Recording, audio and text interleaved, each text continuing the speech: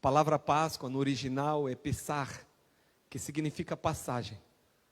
Essa palavra surgiu pela primeira vez no Antigo Testamento, no livro de Êxodo, quando Deus veio a Moisés e falou para Moisés: Moisés, diga para o meu povo sacrificar um cordeiro. Esse cordeiro não pode ter defeito. Esse cordeiro tem que ser um cordeiro puro, sem mácula, sem defeito algum. Eles vão sacrificar esse cordeiro, e o sangue desse cordeiro, cada família vai passar o sangue desse cordeiro no umbral da porta, ou no caixilho da porta. A nossa linguagem mais contemporânea, no caixilho da porta, nas vistas, nas vergas da porta. De sorte que o anjo da morte eu vou enviar, e quando ele passar por esta casa, quando ele ver o sangue desse animal, o sangue desse cordeiro inocente no umbral dessa porta, ele não tem permissão minha para entrar lá dentro dessa casa e ferir o primeiro filho, o filho primogênito dessa família. E esse dia vai ser chamado de Páscoa, que quer dizer passagem. Por quê? Porque o sangue daquele animal foi aspergido naquele umbral daquela porta.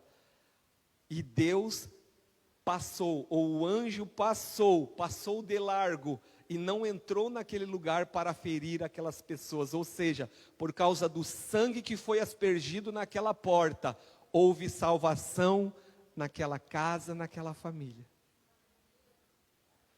Então, quando você ouvir falar sobre a Páscoa não é chocolate, não é coelho, é cordeiro.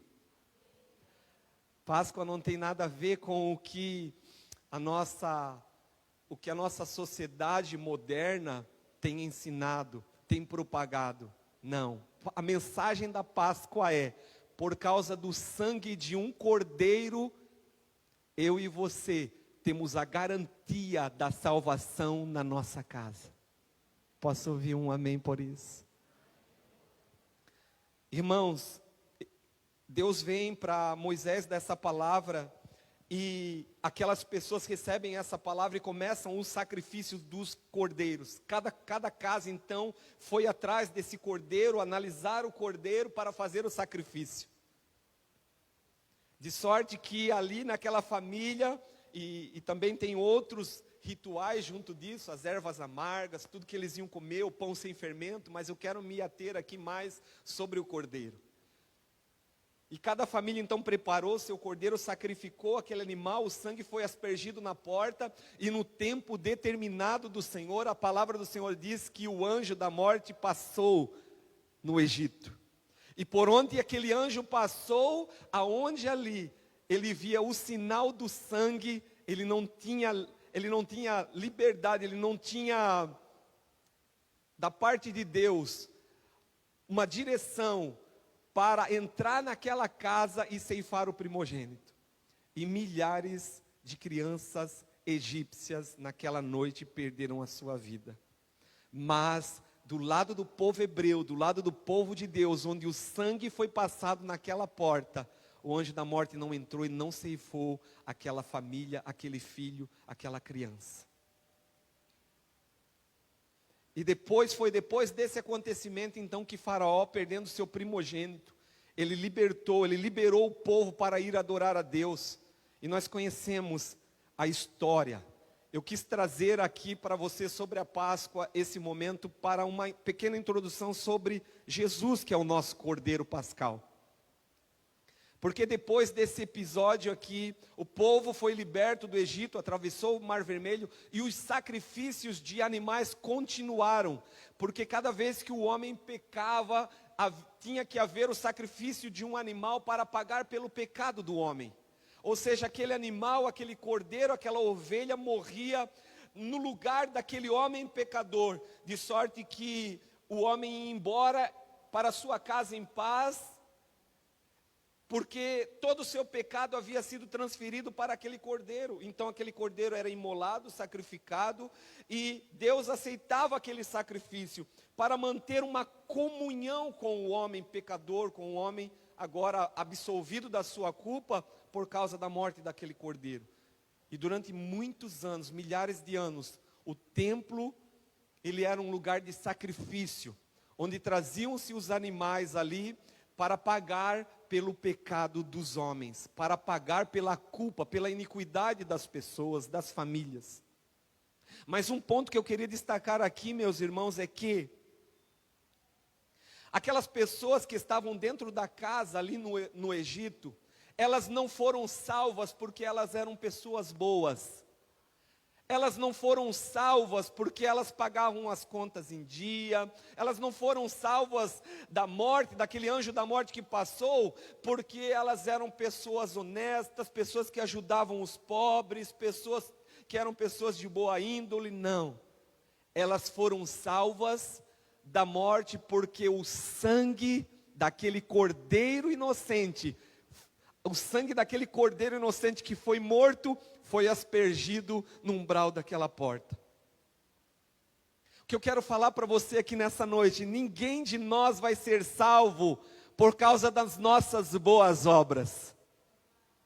Cada um de nós que estamos aqui, todos que vierem a crer em Cristo Jesus, serão salvos por causa do sangue de Jesus, que foi derramado sobre o meu e o seu coração, quando Ele morreu na cruz.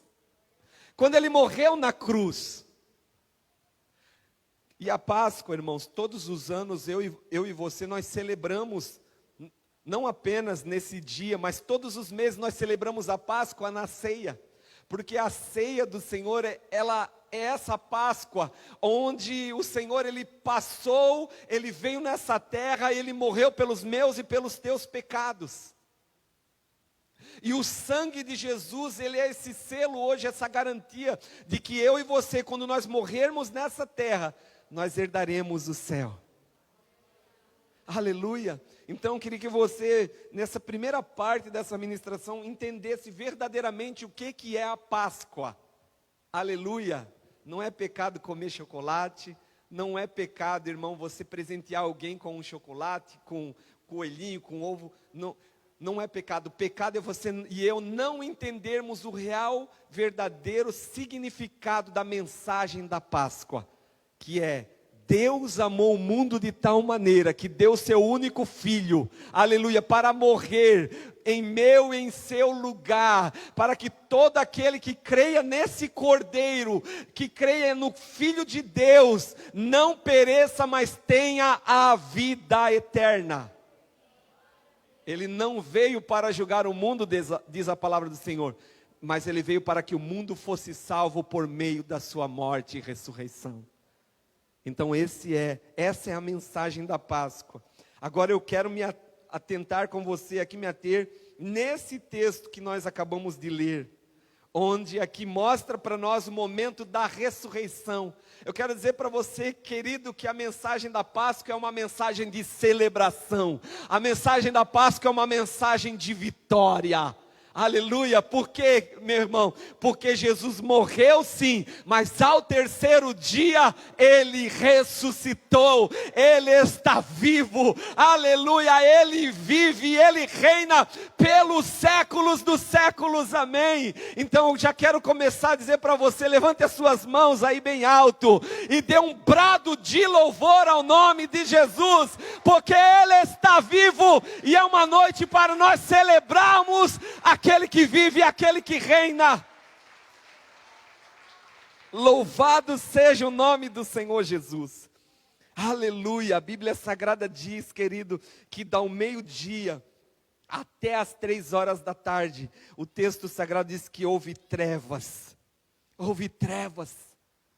E a Bíblia Sagrada diz então que por volta da hora 9, clamou Jesus em alta voz: Deus meu, por que me desamparaste? Deus meu, por que me abandonaste? Sabe por que Jesus fala isso? Sabe por quê, irmãos? Porque naquele exato momento, Ele estava recebendo todos os nossos pecados, Ele estava recebendo todas as nossas doenças, Ele estava recebendo sobre si todas as nossas culpas, medos, ansiedades, todos os nossos pecados. Ele estava recebendo sobre Ele naquele momento, e houve uma grande trevas, ao ponto dele gritar e dizer: Pai, por que Tu me abandonaste? E sabe o que eu acredito, irmão? Sabe o que eu vejo pela palavra de Deus? Sabe por que o Pai o abandonou naquele momento?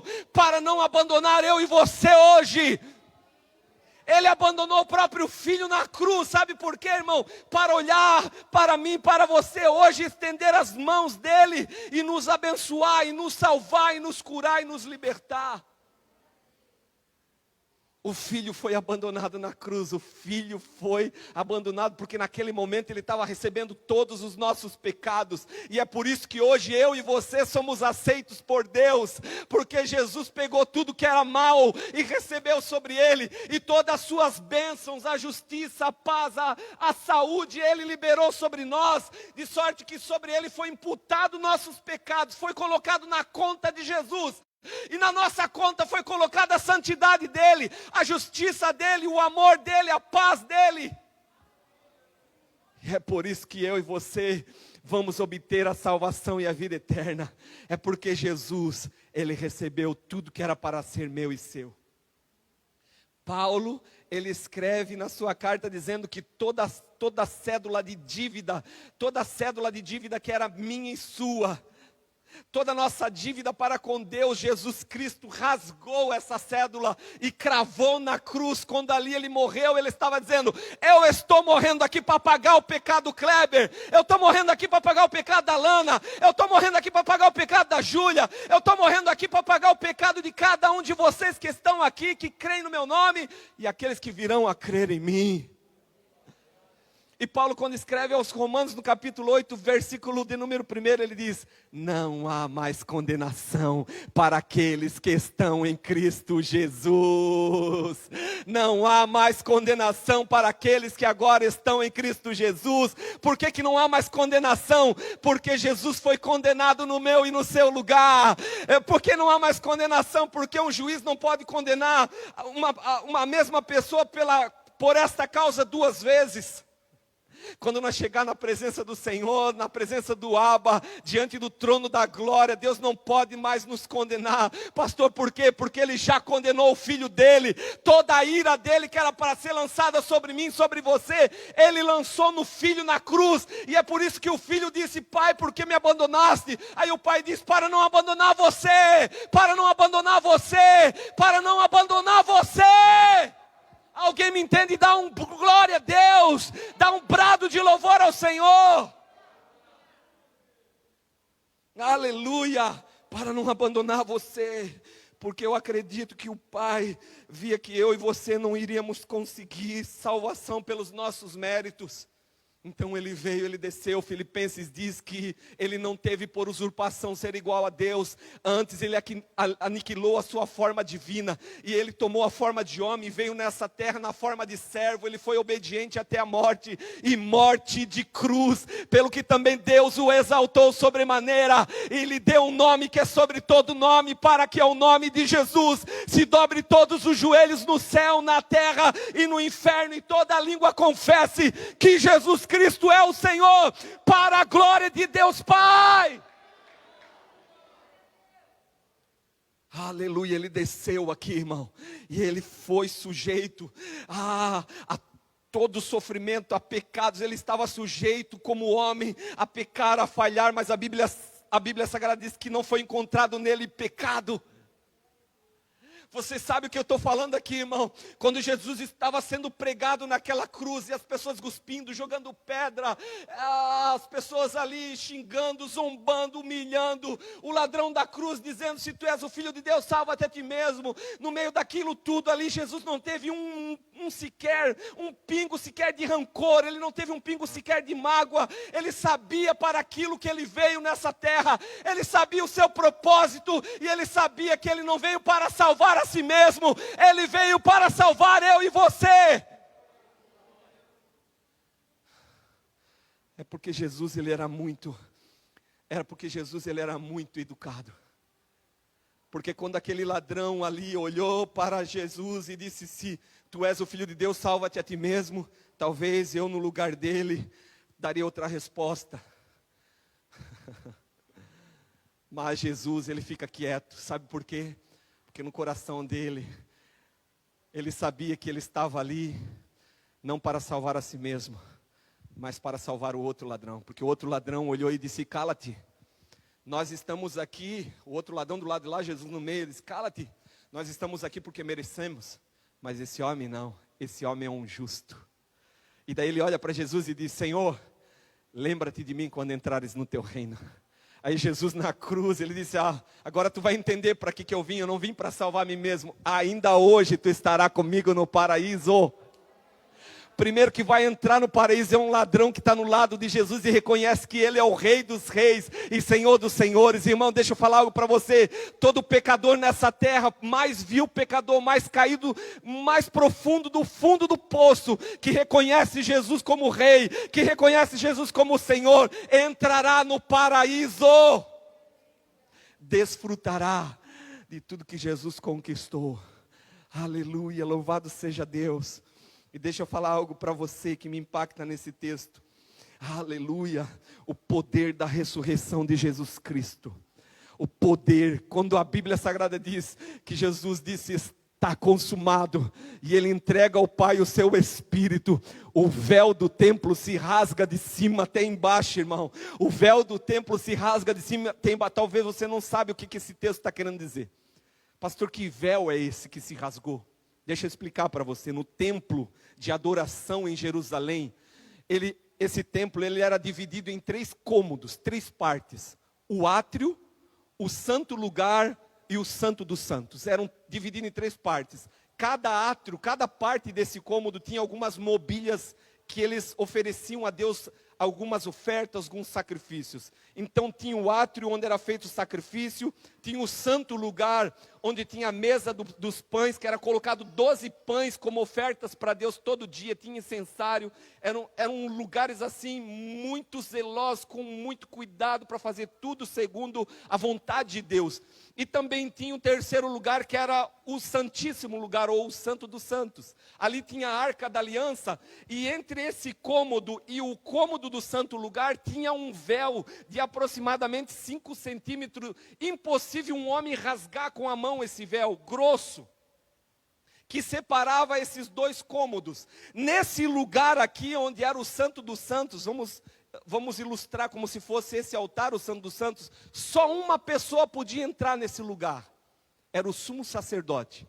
Esse sumo sacerdote não era qualquer pessoa, esse homem, ele tinha que ter nascido na tribo de Levi, ele tinha que ser um levita, e ele tinha que ter passado pelos processos de levita, de sacerdote, para depois ele ser ungido, capacitado por Deus para exercer essa função de sumo sacerdote. Esse sumo sacerdote, para chegar nessa posição, não poderia ser um menino de 20 anos, 25 anos, não poderia ser um jovem, tinha que ser um ancião de dias.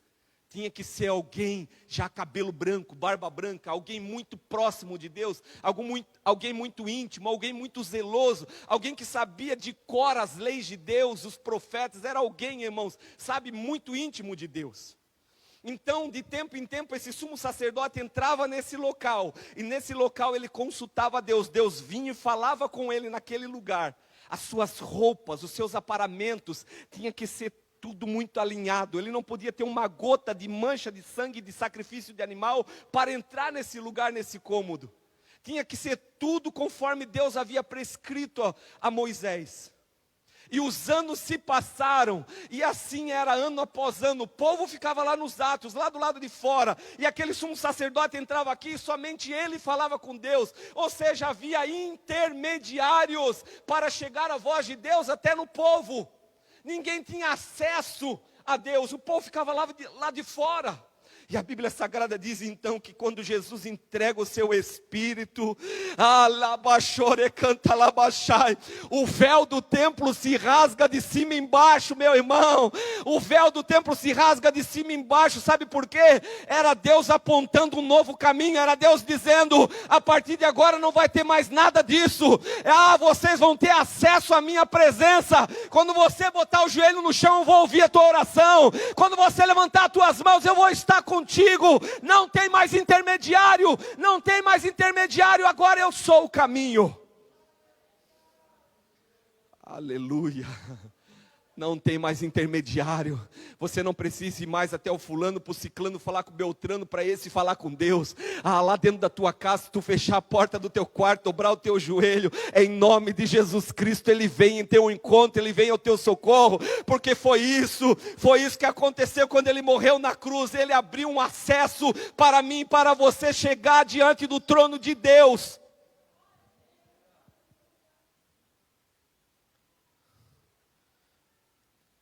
O véu do templo se rasga, o poder é tão grande, há um terremoto, uma glória de Deus é tão grande naquele lugar, irmãos, que os sepulcros começam a se abrir. A unção da vida que emana da ressurreição de Jesus é tão poderosa, que pessoas que tinham morrido há muito tempo atrás, ressuscitam, os túmulos, as pedras começam a ser removidas, e aquelas pessoas começam a sair com vida daquele lugar e começam a invadir a cidade. Você consegue imaginar o que aconteceu nesse dia, irmão? A glória de Deus que tomou aquele lugar. E a Bíblia Sagrada diz que essas pessoas entraram pelas cidades. Entraram pelas cidades. E saindo dos sepulcros, eles entraram pelas cidades. Aqueles que estavam mortos receberam vida, entraram pela cidade. Você não entendeu? Eu vou falar que se você entrou aqui morto nessa noite, você vai receber o poder da ressurreição de Jesus Cristo sobre a tua vida. E tu vai entrar pela cidade testemunhando. Tu vai entrar na tua família, na tua casa, pelas ruas, pelas empresas, anunciando que Jesus Cristo está vivo. Porque Ele vive. Levante as suas mãos e cante. Eu posso crer. Porque Ele vive, temor não há, mas eu bem sei.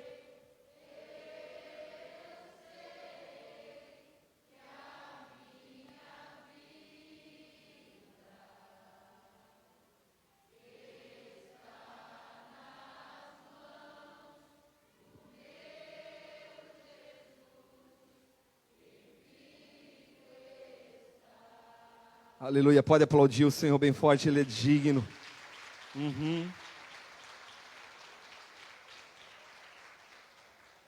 Irmãos, eu quero finalizar essa palavra falando algo para você aqui. Ouça-me. Após a ressurreição de Jesus Cristo,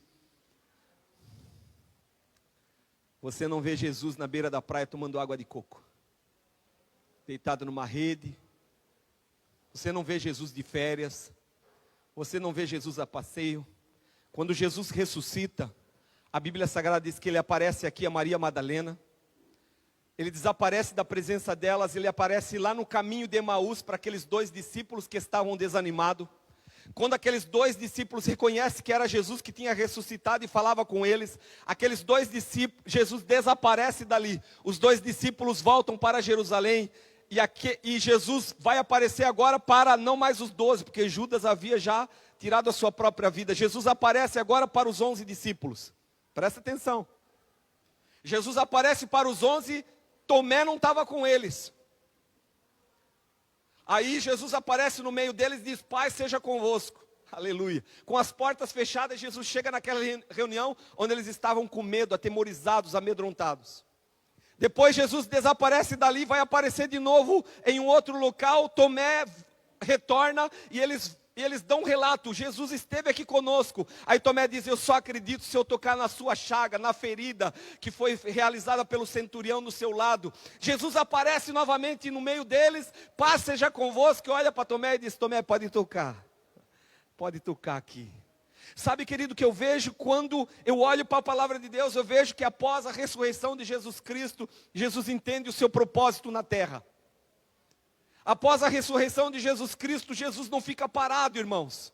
Presta atenção aqui, ó. Jesus não fica parado. Após a ressurreição ele vai pregar. Após a ressurreição ele vai fortalecer os seus discípulos que estavam dispersos. Após a ressurreição ele vai equipar os seus discípulos para darem continuidade, para anunciar a mensagem, para eles dizerem: Jesus está vivo, Jesus ressuscitou. Vão pelas cidades, vão pelas praças, vão a todos os lugares e preguem que Jesus Cristo ressuscitou, Jesus está vivo. Irmãos, ele morreu como um cordeiro, aleluia, mas ao terceiro dia ele ressuscitou como o leão da tribo de Judá. Ele ressuscitou agora como o rei dos reis. Agora ele não é mais aquele cordeiro inocente, agora ele é um leão feroz. E sabe o que eu quero dizer para você, irmão? Eu e você também morremos com Jesus Cristo, e com Cristo Jesus nós ressuscitamos. E agora nós não ressuscitamos mais como um cordeirinho, nós ressuscitamos como um leão, como um leão, como um leão, como um leão, como um leão. Aleluia. Eu e você agora, querido, não somos mais qualquer um. O poder da ressurreição, o poder do Espírito Santo que está sobre nós, é para que eu e você possamos ir e dar frutos, frutos que permaneçam, frutos para a glória do nome de Jesus Cristo. Aleluia. Louvado seja o Senhor. Louvado seja o nome de Jesus Cristo. Coloque-se de pé no nome de Jesus. Louvado seja o Senhor. Aleluia. Bendito é o Senhor. Glorificado é o Senhor.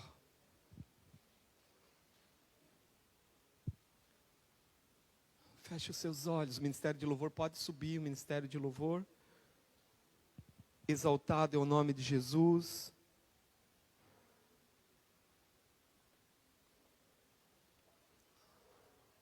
Santo, santo, santo, santo. Feche os seus olhos por um instante. Feche os seus olhos. O que na sua vida precisa de ressurreição? O que na sua vida precisa do poder de Jesus Cristo para abalar, para fazer você sair dessa sepultura, dessa vida triste, dessa vida apática, dessa vida de sofrimento?